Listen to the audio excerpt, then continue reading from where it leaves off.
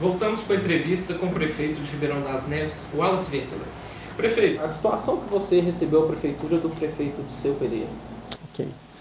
Bom, é importante considerar o seguinte, se a gente puder fazer uma retrospectiva, né, na história, 2004, nós já falamos aqui anteriormente, a arrecadação em termos de IPTU era 28%, agora nós estamos trabalhando com 50%, então já aumentou consideravelmente. O desafio para a Daniela vai ser ampliar a capacidade de recebimento, né, principalmente de IPTU.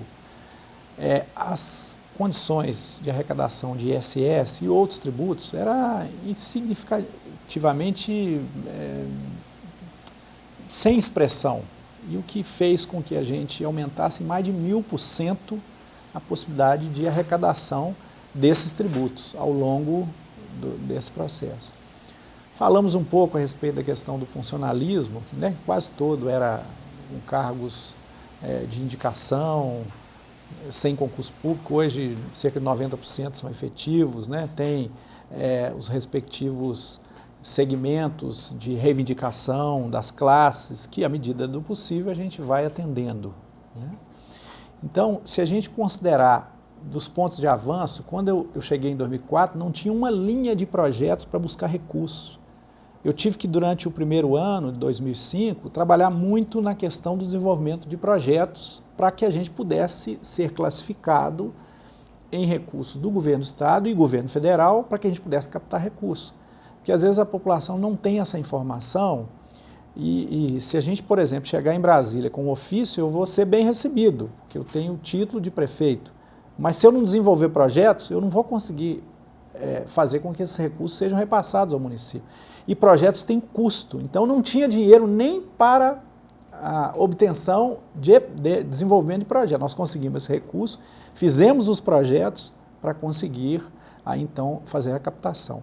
E do que segue para frente, mesmo na área de saúde, com relação ao Hospital São Judas, com relação à maternidade, com relação a outros projetos de saúde, nós desenvolvemos e já deixamos feito o encaminhamento para que haja a possibilidade da Daniela ter essa etapa concluída e depois fazer o link da liberação de recursos, né, para investimentos. Na questão do PAC, que seria para Justinópolis, seria um recurso especificamente para a região de Justinópolis. Nós desenvolvemos os projetos, abrimos o processo licitatório, são 109 milhões. Conseguimos, assinamos o convênio, fizemos toda a tramitação. Daqui para frente, o que vai acontecer? Vai licitar e executar obras. Então, é mérito que nós trabalhamos juntos para que essa oportunidade fosse solucionar, essa etapa fosse cumprida. Enfim, se nós analisarmos do ponto de vista dos problemas que tinham anteriormente, né, quando a gente assumiu não existia Secretaria de Meio Ambiente, a estrutura administrativa era muito precária. E talvez um grande avanço dos processos, informatizamos a gestão, né? Hoje a gestão ela é muito mais profissional, incluímos a nota fiscal eletrônica, que é um grande avanço do ponto de vista de arrecadação e conforto para as empresas prestadoras de serviço. Quer dizer, se nós formos enumerar, são diversos avanços que houveram que efetivamente vão melhorar a condição do trabalho que a Daniela vai ter pela frente. Prefeito, algumas pessoas avaliam que você fez um primeiro mandato melhor que o segundo, deixando um pouco a desejar nos últimos 4 anos. Sim. O senhor concorda com essa avaliação? Saberia explicar para a gente o porquê disso? Tá. Na verdade, assim, eu não tenho esse entendimento que algumas pessoas colocam. Primeiro, são realidades diferentes. A primeira realidade era uma realidade em que existia recurso, não existia projeto, mas existia muita oportunidade de captação de recursos. Foi o que nós fizemos. O segundo momento foi aonde não houveram esse repasse de recursos. Portanto, quer dizer, como que a expectativa é continuar fazendo as pavimentações, continuar fazendo as ações fundamentais de necessidade, sistema de drenagem, tantas outras obras importantes para a cidade, sendo que faltaram os recursos. E aí, o que eu avalio é o seguinte, em termos de primeiro mandato, a gente tinha uma presença maior em função do número de ordens de serviço que a gente dava durante as noites em reuniões. Nesse segundo mandato, Ela diminuiu por quê? Porque diminuiu o número de obras em termos de execução de recursos que eram captados, em função da queda de recursos. Como diminuiu a queda de recursos, nós também tivemos menor presença em termos dessas reuniões. Então eu avalio que quem entendeu dessa forma, eu acho que fez uma avaliação errônea, porque os recursos que eu consegui dos 140 milhões, nós investimos foi agora nesse governo. Né? As obras começaram a partir de 2008, nesse conjunto de bairros. As obras que a gente conseguiu um recurso de 30 milhões para a região, chamada região do Veneza, foram agora. As obras estão sendo executadas. Né? Então talvez, é porque o cidadão ele está muito preso a uma determinada região, né? Ou ele sai de casa e vai para o seu trabalho, ou vai para a escola, e ele não tem essa oportunidade de rodar todo o município, de identificar todos os problemas. Então nós fizemos importantes investimentos em diversas obras, inclusive com convênios com o governo do estado, através da questão da própria Copasa, né? Investimentos em saneamento, lugares que nem água existia, como o bairro Jardim Colonial, por exemplo, dentre outros, né? Rede de esgoto, ampliação da rede de esgoto na cidade.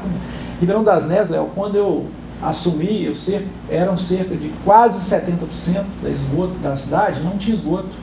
E eu me lembro que numa das reuniões, quando na época a ministra Dilma, que hoje é presidenta, nós falamos sobre isso, sobre essas dificuldades. Ela falou, mas como que pode uma cidade ao lado de Belo Horizonte?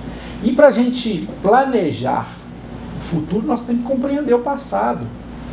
E o grande desafio da cidade, qual foi? Esse número enorme de bairros sem infraestrutura, que fez com que a qualidade de manutenção dos serviços essenciais, como tapa-buraco, o serviço de drenagem, limpeza de boca de lobo, enfim, coleta de lixo, dificultasse em função do número grande de moradores e de pouco recurso para resolver os grandes desafios do município.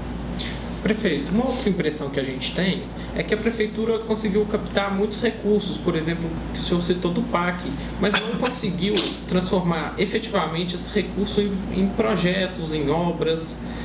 Faltou um pouco disso, de conseguir executar, de conseguir atrair mais recursos para a cidade? Não, eu acredito que não faltou em função da capacidade de pagamento e endividamento, porque são coisas diferentes.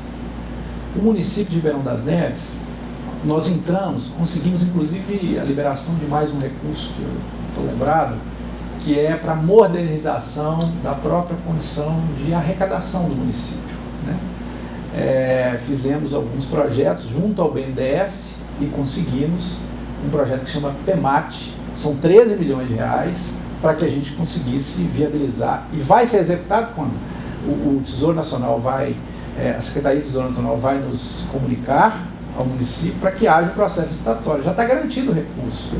Então, o grande problema é que existem algumas linhas de recursos que a cidade tem todo um formato social de necessidade. Então, nesses quesitos, ela passa. Mas na hora que esses recursos são linha de financiamento, como é que vai pagar? A cidade não passa, porque a capacidade dela de endividamento não se permite alavancar recursos. Como que a cidade vai pagar? Não, nós temos limitação de pagar esse recurso, nós só podemos pagar em tantas parcelas. Então, aí ela não é aprovado. Então, isso dificulta a questão de repasse do município. O que nós precisamos? Qual um dos maiores desafios nossos? Seria a ampliação e melhoria da condição orçamentária do município. Melhorar a condição financeira da cidade. Certo. O senhor acha que a prefeitura conseguiu levar para toda a população as benfeitorias que a sua gestão conseguiu fazer? Não, Léo, eu assim, fico até muito... a gente fica muito sensibilizado porque é aquilo que a gente comentou. O cidadão mora numa região e ele sai dali, vai trabalhar e volta, às vezes, no período da noite. E ele não acompanha, né, efetivamente o que acontece na cidade. Um dos maiores desafios também que o próximo governo vai ter que enfrentar é ter oportunidade e capacidade de buscar recursos para que haja condição de comunicar. Então, a comunicação do município, ela não teve condição de avançar mais em função de quê? Da limitação orçamentária. Você poder manter instrumentos de comunicação, eles são instrumentos muito caros, né?